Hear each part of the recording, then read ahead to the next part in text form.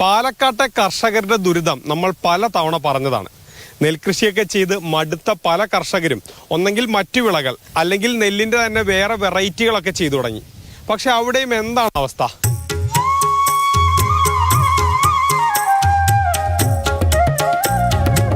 പാലക്കാട്ടെ കർഷകരുടെ മുന്നിൽ പുതിയൊരു വഴി തുറക്കാമെന്ന് കരുതിയാണ് കുറച്ചു വർഷങ്ങൾക്ക് മുൻപ് സജീഷ് ജൈവ കൃഷി രീതിയിൽ രക്തശാലി അരി വിളയിക്കാൻ തുടങ്ങിയത്. പക്ഷേ രക്തശാലി അരി ഔഷധമൂല്യേറിയ അരിയാണ്. ഇതിപ്പോൾ ആരും അങ്ങനെ കൃഷി ചെയ്യാറില്ല. കാരണം വിളവ് വളരെ കുറവുള്ള അരിയാണ്. ഇതിൽ കൃഷിച്ചെലവിൽ വരുന്ന കൂടുതൽ കൃഷിച്ചെലവും ആളെ കിട്ടാത്ത ബുദ്ധിമുട്ടുമാണ് വലിയൊരു പ്രശ്നമായി വരുന്നത്. സാധാരണ ഒരു നെൽകർഷകന് ഒരു പൂനെല്ല് ഒരു ഏക്കറിൽ വിളയിക്കാൻ 28,000 മുതൽ 30,000 രൂപ വരെ ചെലവാകും. എന്നാൽ ഒരേക്കറിൽ രക്തശാലി അരി പാകാനുള്ള വിത്തിന് വേണം 7,500 രൂപ. സാധാരണ അരി കൊയ്യുന്നത് പോലെയല്ല.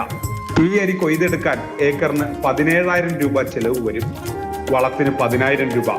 ഇതിനു പുറമെ ട്രാക്ടർ കൂലി, കളവലി, നടീൽ അങ്ങനെ എല്ലാം കഴിയുമ്പോൾ രൂപ 60,000 കയ്യിൽ നിന്ന് പോകും. നല്ല വിഷമില്ലാത്ത അരി നമുക്ക് കഴിക്കാം, നമുക്ക് വേണ്ടപ്പെട്ടവർക്കും കൊടുക്കാം.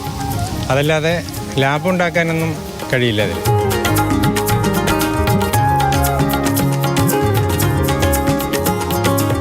സാധാരണ നെല്ലിന്റെ അത്ര വിളവ് രക്തശാലി അരിക്ക് കിട്ടില്ല. അങ്ങനെ കൂട്ടിയും കിഴിച്ചും വന്നാൽ കാര്യമായ മെച്ചമൊന്നും കർഷകന് കിട്ടില്ലെന്ന് ചുരുക്കം.